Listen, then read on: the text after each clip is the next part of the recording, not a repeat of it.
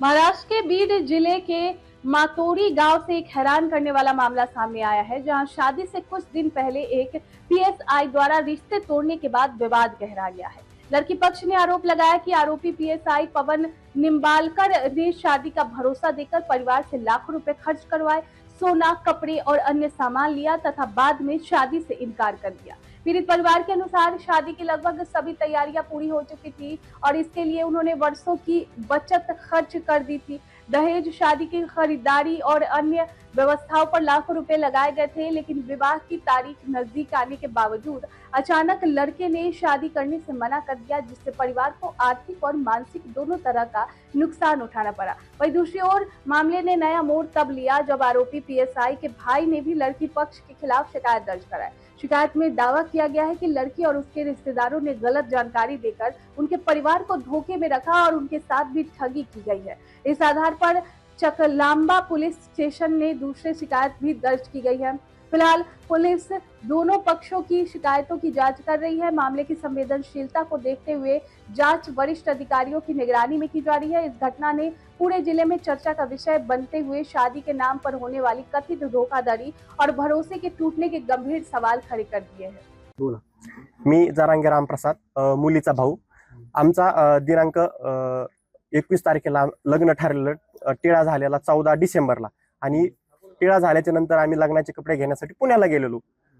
आमच्यासोबत नवरदेव उपनिरीक्षक पवन निंबाळकर साहेब हे आणि त्यांचा एक मित्र स्कॉर्पिओ गाडीने गेल्याच्या नंतर आम्हाला दुकानामध्ये सोडलं गेलं। तिथून ते आम्हाला कपडे घ्यायला आमच्यासोबत नव्हते, त्यांनी दुसरीकडे कपडे घेतले आणि कपडे घेत असताना त्यांनी फोन केला की तुम्ही तुमचे चॉईस करा कपडे, मी तिथे कपडे घेत नाही, मी दुसरीकडे घेतोय। मी विचारलं की असं का बाबा, की ते म्हणले नाही मला इकडे शिवायचे। कपडे घेऊन आलो, घेऊन आल्याच्या नंतर तेसगावमध्ये त्यांनी आम्हाला सोडलं, त्यांनी दुसरी गाडी बोलवून घेतली। बोलवून घेतल्याच्या नंतर आम्हाला दोन आमचे त्यांच्यासोबत व्यक्ती होते, ते दोन बसवले आमच्या गाडीत। ते म्हणले हे माझे जोडीदार सोडतील तुम्हाला, मग ते त्या दुसऱ्या मार्गाने निघून गेले। असं केल्याच्या नंतर हा प्रकार झाला आदल्या दिवशी। दुसऱ्या दिवशी नंतर त्यांचा फोन आला मला, की फोन आला तुम्ही चकलांब्याला या, आमच्या घरी या। घरी आले, आम्हाला वाटलं काहीतरी बोलायचं असेल, पुढचं नियोजन वगैरे। गेल्याच्या नंतर त्यांनी आम्हाला असं सांगितलं की मला तुमच्या मुलीसोबत लग्न करायचं नाही। हे ऐकल्याच्या नंतर आमच्या पायाखालची जमीन घसरली। ते झाल्याच्या नंतर आम्ही का नाही करायचं, की ते म्हणले ही मुलगी मला शोभत नाही, ग्रामीण भागातली, असे काहीतरी वेगवेगळे आरोप केले, उत्तर दिले त्यांनी। मग हे केल्याच्या नंतर आम्ही तिथं बोलल्याच्या नंतर की ते म्हणले ठीक आहे, तुम्ही ऐकत नाहीत ना, की त्यांनी आम्हाला त्यांच्या जी वर्दी होती पोलीस डिपार्टमेंट, त्याला एक अडकवलेली गन, त्याचा धाक दाखवला आम्हाला, की तुम्ही कसं काय नाही करत का, आम्ही पोलीस डिपार्टमेंट माझं कुणी वाकडं करू शकत नाही, अशी मला सवय लागलेली, हे मी असं किती का करत आलोय। असंच पोखरीचं प्रकरण एक झालेलं त्याच्या अगोदर, आणि हे करत असताना आमची त्यात बदनामी झाली। आम्ही गावाकडे आलो, मध्येचे लोक कोण प्रयत्न केला, परंतु आम्हाला त्यात काही इनपुट भेटलं नाही। मग हे करत असताना आमच्या चुलत्यांनी जो 1-1 रुपया गोळा केलेला, तो पूर्ण त्या लग्नासाठी लावला होता, तो पूर्ण आज आमचं कुटुंब उद्ध्वस्त झालेलं आहे, आमचं याच्यावर आलेलं आहे। आणि ह्या बाबतीत आम्हाला न्याय मिळावा आणि पोलीस प्रशासनाला एवढीच आमची मागणी आहे की याच्यावर लवकरात लवकर काहीतरी याच्यावर कारवाई करावी, त्यांना निलंबित करावं। कारण ते जर सिस्टीममध्ये असेल ते काही ना काहीतरी करतात ते, आणि आम्हाला वारंवार धमकी देतात की मी पोलीस डिपार्टमेंटमध्ये आहे, माझं कुणीच काही करू शकत नाही। माझं नाव रामप्रसाद जरांगे, मुलीचा भाऊ। मामा, काय सांगाल? तुमच्या मुलीचा विवाह 21 तारखेला होणार होता, मात्र तुमची फसवणूक झालेली आहे, विवाह रद्द झालेला आहे, नवरदेवाने नकार दिलेला आहे, लाखो रुपये तुमचा खर्च झालेला आहे, संपूर्ण तुम्ही खर्च केला होता। तुमची आता मागणी काय आहे, कशा पद्धतीने फसवणूक झालेली आहे, दोघांचे परस्परांविरुद्ध गुन्हे दाखल झालेले, तुमची नेमकी मागणी काय आहे, एफआर बद्दल तुमचं म्हणणं काय आहे? एफआर बद्दल म्हणणं आमचं असं आहे की आमच्या मुलीची ज्यांनी आबरू घातलेली आणि शासनाकडे आमची एकच मागणी, आमच्या मुलीला शासनाने न्याय मिळवून द्यावा। ही झालेला खर्च त्यांनी आमचा परत द्यावा, कारण आम्ही शेतकरी माणसं आहेत, आमची लहान लहान मुलं, लेकरं बाळ, बायका, पोरं उन्हातानात कष्ट करून आम्ही कस तरी 1-1 रुपया गोळा करून यांच्या लग्नापुरती तडजोड केलेली होती। पण यांनी जसं जसं लग्न जवळ येईल तसं तसं काहीतरी बायपास काढून वेगळीच दिशा आम्हाला दाखवायला सुरू केली। आमची मुलगी आणि पुतण्या हे पुण्याला जायचे म्हणले, त्यांनी हट्ट असा धरला की मला पुण्यालाच कपडे घ्यायचे। तर मी म्हणलं जा बा, पुण्याला कपडे घ्यायला गेल्याच्या नंतर त्यांनी ते कपडे पुण्याला न घेता मुलीला आणि पुतण्याला एका दुकानात सोडून दिलं आणि हे कुठेतरी आळंदीकडे निघून गेले। आणि त्यांनी कपडे घेतले नाही, काही नाही। आमच्या पुतण्यानी त्यांना मोबाईलवर हे टाकलं की भाऊजी आम्ही अशा साड्या घेतल्या, तशा साड्या घेतल्या। ते म्हणले हो मी इकडेच घेतले तर इकडेच शिवित असतो। तरी त्यांनी ते लग्न जमायच्या टायमाला साखरपुड्याला मी 7-7 ग्रॅमच्या 2 अंगठ्या घेतलेल्या आहेत. त्याच्यानंतर मी बस्ता बांधलेला आहे, 2 लाख रुपयाचा बस्ता आहे. लग्नासाठी बँड लावलेला आहे 50,000चा.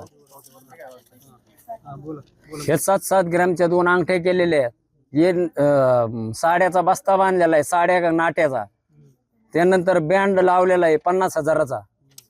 त्यानंतर हे स्टीलचे भांडे घेतलेले आहेत 45 ते 50,000ची. त्यानंतर मुलीचे हे फर्निचर हे इथं बीडला घेतलेला आहे. एवढा असा मिळून खर्च 14 ते 15 लाखापर्यंत खर्च झालेला आहे. हे पत्रिका छापल्या, लग्नाची पत्रिका अगदी हा लग्नाच्या पत्रिकेत कमीत कमी 1000 ते 1200 पाहुण्याला पत्रिका बी वाटलेल्या आहेत. आता तुमची मागणी काय आहे नेमकी मामा? आता आमची मागणी आमचा झालेला खर्च द्यावा आणि आमच्या मुलीला न्याय मिळवून द्यावा. नाव सांगा तुमचं. ज्ञानेश्वर दिनकर जरांगे, राहणार मातुरी, तालुका शिरूर, कासार, जिल्हा बीड. माझं नाव शारदा जरांगे. मी यांची मुलीची शेजारी आहे. त्या लिंबळकर PSI लिंबळकर यांची आई वडील इथं सकाळी 10ला आले होते. 10 वाजल्यापासून 4 वाजता बसत होते. मुलगी द्या म्हणत होते. मी तरी पण त्यांना एवढं म्हणलं, तुमचा मुलगा PSI आहे, तुमच्याकडे बागायती शेती आहे, मग तुम्ही का मागणी करते? तिच्या भाषेला म्हणलं, इथं गावात त्यांची भाषी आहे. तर ते म्हणले काय माहित आम्हाला. म्हणलं आता नातेवाईक काही पहिलं जवळचं. मग त्यांनी पिक्चर पाहायला चल म्हणला, चॉकलेट गेम करायचं, महिन्याचं काय असतं ते बर्थडे, ते काय न काय केलं म्हणलं. पुन्हा बायको सारखं मला बोलत नाही. बायको सारखं मुलगी अगोदर का बोलन याला? यांनी फिरून आणली, इकडे तिकडे हिंडून आणली. पण ह्यो PSI आहे, शासनाचा सर, ह्यो आपल्यासाठी आहे ना. याने असा धोका द्यायला नाही पाहिजे. ह्यो गरीबाचा न्याय निवडणार आहे. पण ह्यो स्वतः जर असं करायला लागल्यावर मग कसं व्हायचं? यांनी त्या मुलीच्या आई वडिलांनी काम केलंय. गरीब आहेत ते बी, असे काय बागायती शेत नाही, काही नाही. आमची मातुरी खडकावर जमीन आहे. पुन्हा म्हणतो जरांगा पाटलाचं गाव आहे म्हणून हे धमकी देत. आम्ही जरांगा पाटलाचं गाव आहे म्हणून आम्ही धमकी देत नाहीत. आमच्या मुलीला बदनाम केलं. आमच्या मुलीची यांनी न्यूज छापिली. या मुली सारण संघ 3 महिने बोलला आणि मग नंतर यांनी गेम केला. ह्यो गेम करायला नव्हता पाहिजे. यांनी भरपाई करायला पाहिजे खर्चाची. त्यांनी घरात साऱ्या वस्तू आणल्यात. मंडपवाल्याला वस्तू कामं येतात, पण मंडपवाल्याला पैसे दिलेले कामं येणार आहेत का? स्वयंपाकवाल्याला पैसे दिलेले, घोड्यावाल्याला त्यांनी त्यांची तारीख व्हायला गेली. ते पण गरीबच असते दाद्यावली. त्यांनी यांच्याकडून जास्त पैसे घेतले. पुन्हा मग मागणी काय आता? आणि मागणी फक्त यांनी खर्च झालेला भरून द्यावा. आणि अशी न्यूज असं काही त्यांनी केल्यामुळे आम्हाला करायच्या टाइमाला आम्ही आजपूत केलं नाही. याला 1 महिना होऊन गेलाय. हे असं आम्ही छापील नव्हतं. आम्ही अगोदर काय म्हणलो होतं, त्याला याची बातमी पेपरला द्या. पण हे म्हणले नको, तो PSI आहे, आम्ही याची बदनामी नाही केली. पण हे जर आमची बदनामी करायला लागल्या मग आता आम्ही त्याच्यामुळे न्यूजला दिलं. आम्हाला द्यायचं पण नाव नव्हतं. सांगा. माझं नाव शारदा जरांगे. भावना काय आहे, आता आम्ही इतका खर्च 1-1 रुपया जमा केलेला आहे. इतका खर्च झाला आमच्या, असा जीवाला धक्का बसला. असं एक ही घटना घडली. सारं झालतं, लग्न 8 दिवसावरच आलतं.